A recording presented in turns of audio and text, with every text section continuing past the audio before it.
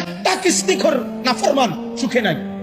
আমি চ্যালেঞ্জ, নাহলে তারাই এখন প্রতিবাদ করেন, আমি রাজি আছি। আমার জীবন, আমরা তো এই সারা বাংলাদেশ ঘুরা জীবন, হাজারো মানুষের সাথে আমাদের কথা। সুদখুরের সুখ হয় না, ঘুষখুরের সুখ হয় না, কিস্তিখুরের সুখ হয় না, চরিত্রহীন যুবকের সুখ হয় না, এ হায়া নারী, বেপর্দা নারী, খোদার কসম তার 1 সেকেন্ডের সুখ হয় না।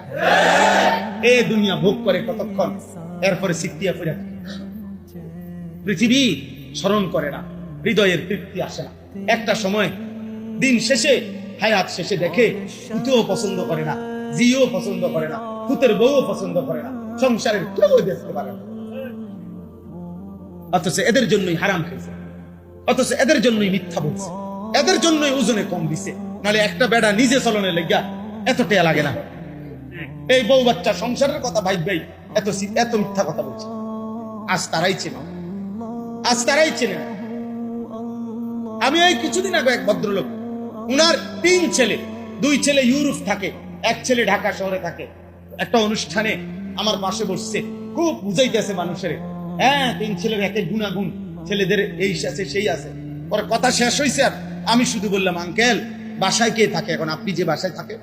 আমরা বুড়া বুড়ি দুজন বাতরান দেখে কাজের একটা লোক রাখছে 5,000 টাকা দিয়ে।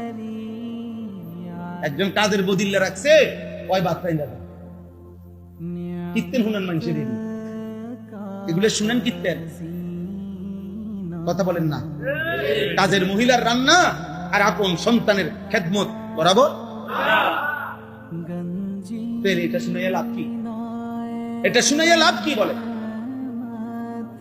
দুনিয়া আমাদেরকে ধোঁকা দিচ্ছে, দুনিয়া ধোঁকাই দিবে, ধোঁকাই দিবে, দুনিয়া ধোঁকাই দিবে।